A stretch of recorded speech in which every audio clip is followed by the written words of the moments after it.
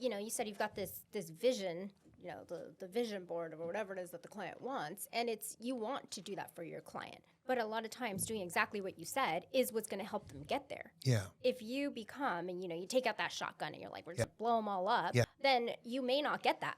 Right. It may just blow everything up, including your vision.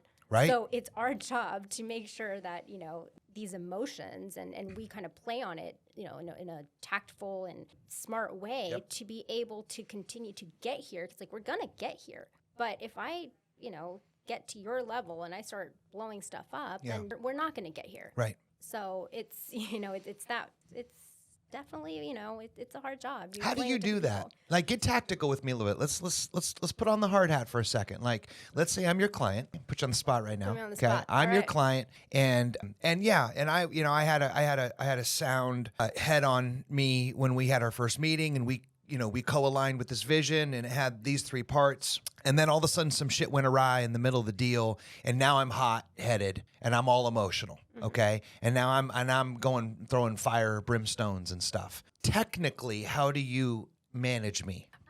A big part of it is based on personality to start with. Okay. So I've got clients who come in and it's like they want to fight from day one. I've got other ones who come in and are just an emotional wreck. Just cry and everything just needs hand holding. So I really have to base it on, personality first, on the way that I'm going to approach the client. Somebody might need to come in a little bit harder. Somebody that comes in angry, I may have to approach them a little bit more stern and be a more matter of fact and be like, if you want this, here's what's going to happen. I'm going to let you know what's going to happen. You want me to blow this up? Let's walk that through. Let's walk through what blowing up's going to be and let me play devil's advocate. Let's see what the other side's going to do, at least what I would do if I were their attorney and I come out like this. Okay, so pause. So what I'm hearing that technique we would refer to in NLP as mirroring. So you're mirroring and matching with communication patterns. Like if someone is someone's a D, a high D, you can't be the high S and the high I. They're not going to respect you. Right. You need to meet them where they're at. Right. Right? Right. Or you lose trust and you lose relationship capital. It comes as a withdrawal from the emotional bank account. So meeting them and mirroring where they're at, that's a great tactic. What else? What else do I do? Other things is looking at it presenting it to them from a business perspective. Okay. Oh, good. Oh, I like that. Where we're looking at it and saying, all right, okay, if we do that, how much is it going to cost to do that? Let's look at that. How much are we going to net at the end? Because at the end, we're looking at this vision, and this vision has a number. And the more we fight, the less that value is, or the less that equity becomes, the less money you're going to get. Why? Because you're going to spend money on me. Oh, shit. That's a big insight. So hold on a second.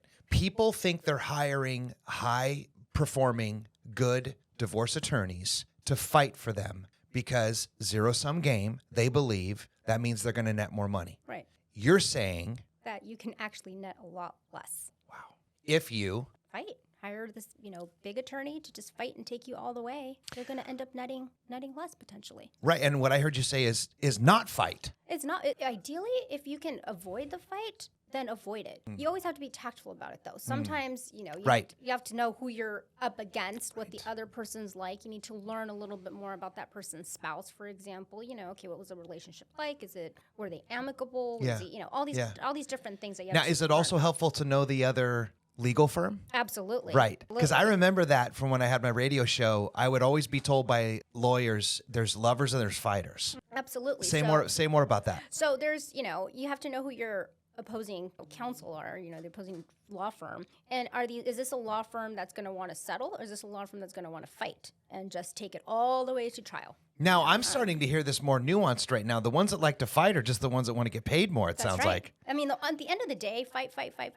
Attorneys win. Wow. I mean, the more you fight, the more money I make. So it's like, that's great. Wow. So of course you want to push the fight. I mean, you come in with angry clients, people who want to fight. So you can bank on that as an attorney and just say, well, I mean, these people want war. Guess what? I'm going to give you war. And war is very expensive. Wow.